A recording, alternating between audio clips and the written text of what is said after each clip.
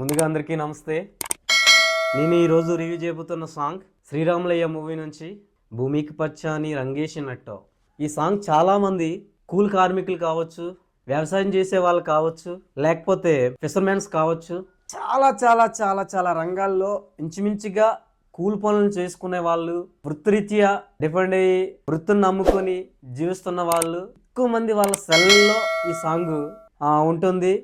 అలాగే వాళ్ళు పాడుకోవడం కూడా జరుగుతుంది. అలాంటి వాళ్ళకి ఈ సాంగ్ మాత్రం డెఫినెట్గా కొంతవరకు ఊతనిస్తుందని చెప్పేసి మనం చెప్పుకోవచ్చు. ఎందుకంటే కష్టపడి ఏదైనా వర్క్ చేసే వాళ్ళకి ఈ సాంగ్ చాలా ఊతనిస్తుంది. ఒక డిఫరెంట్ శక్తిని తీసుకొస్తుంది ఈ సాంగ్.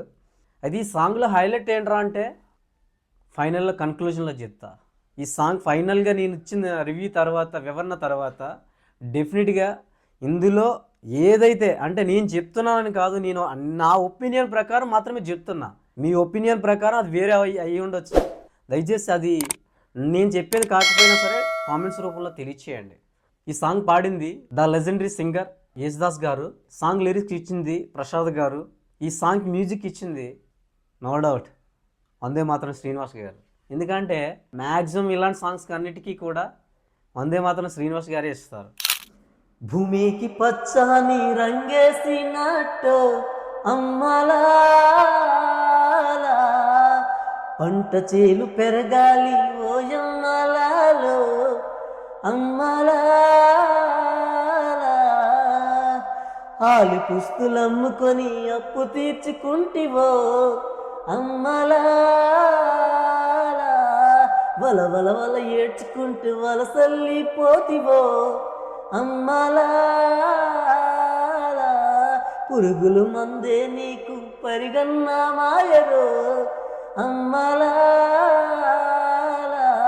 చెరవీడి భూతల్లి చెంతక చేరిందురో పంటల చేతికొస్తే పండగ చేద్దామురో భూమికి పచ్చని రంగేసినట్టు అమ్మలా.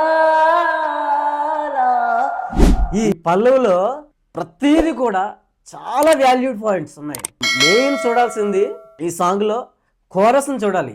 రంగేసినట్టు అమ్మలా, అది లేకపోతే సాంగ్ వేస్ట్ అని నేను చెప్తున్నా. అలాగే ఇందులో లిరిక్స్ ఎంత హైలైట్ అంటే భూమికి పచ్చని రంగేసినట్లు ఉంటుంది ఇప్పుడు మనం పంట పండించినప్పుడు. అలాగే పంటలు పెరగాలి ఆ పంటలు పెరిగినప్పుడు కూడా మనకు బాగానే ఉంటుంది. అలాగే ఆ పంటలు పండడం కోసం చూడండి ఎంత చక్కని వివరణ ఇచ్చారంటే ఆలు పుస్తులు అమ్ముకొని అప్పు తీర్చుకుంటివో అమ్మలా. ఈ పంటలు పండించడం కోసం ఆలి అంటే భార్య పుస్తులు అమ్ముకొని అప్పు తీర్చడం జరుగుతుంది. ఈ పంట ఏదైనా తేడా కొడితే, అలాగే ఈ పంట అనేది ఏదైనా తేడా కొడితే వలసలు వల ఏడ్చుకుంటూ వలసల్లిపోతివో. పంటలు కానీ తేడా కొడితే డెఫినెట్గా రైతైన వాడు ఇక్కడ మనం బ్రతకలేమని చెప్పి ఎక్కడికో వలస వెళ్ళిపోవడం కూడా జరుగుతుంది. అంత చక్కని వివరణ. చివరికి ఏ దుక్కి లాకపోతే బ్యాంకులు వచ్చి మన మీద పడుతున్నారు అనుకోండి, రైతు ఏం చేస్తాడు? పురుగులు మందే నీకు పెరుగన్న మాయరు అమ్మలా. చివరికి రైతు గతి ఎలా అవుతుందంటే, పంటను నమ్ముకున్న రైతు గతి ఏమవుతుందిరా అంటే పురుగుల మందు కూడా ఒక పెరుగన్నంలా తినాల్సి వస్తుంది అని చెప్పేసి పల్లవులో చక్కని వివరణ ఇవ్వడం జరిగింది. అలాగే చరణంలోకి వెళ్ళిపోతే జాతరమ్మ కూలి జనం జాతరు అమ్మలా,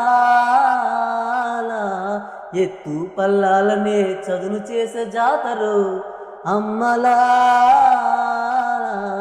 చేను దున్ని చాలు తీసే భేద బెక్క జాతరు అమ్మలా,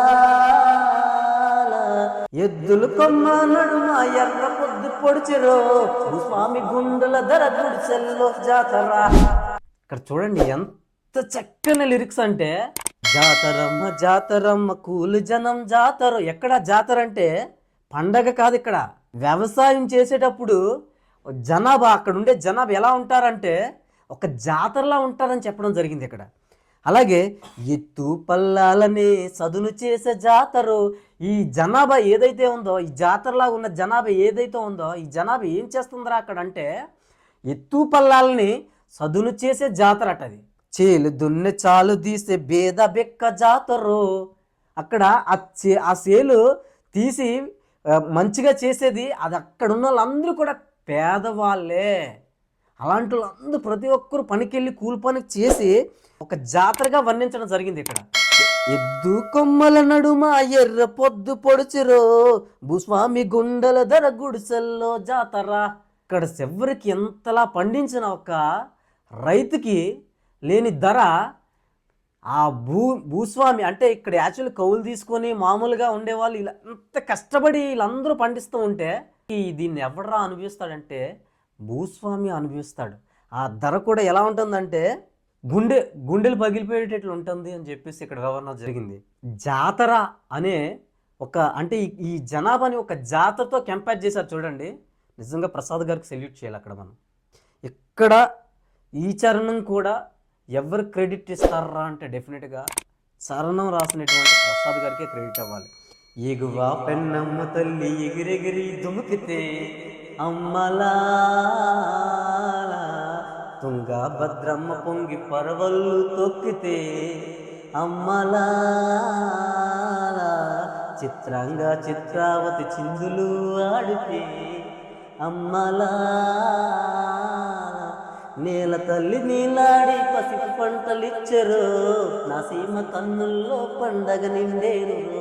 భూమికి పచ్చాని భూమికి పచ్చాని భూమికి పచ్చాని రంగేసినట్టు అమ్మలా.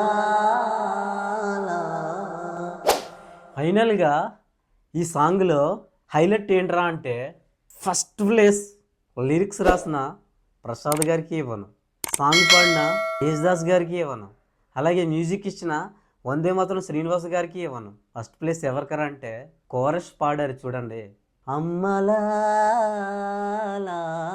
అది కానీ ఆ కోరస్ పాడిన విధానం లేకపోతే ఈ song zero.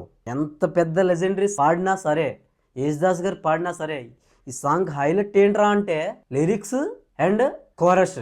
First place chorus. మరి మీకు ఈ సాంగ్లో హైలైట్ ఏంట్రా అంటే మీకు డెఫినెట్గా యేసుదాస్ గారి వాయిస్ నచ్చుతుందేమో.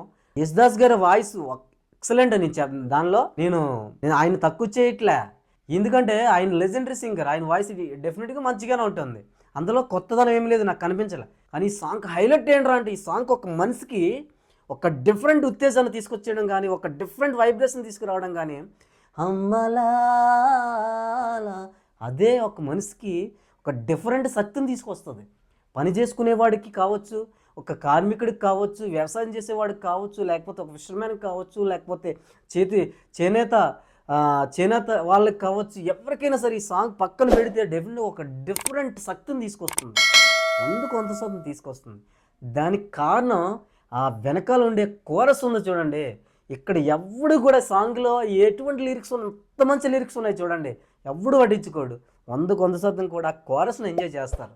సో ఈ సాంగ్లో హైలైట్ ఏంట్రా అంటే డెఫినెట్గా నేను కోరస్ హైలైట్ అని చెప్తాను.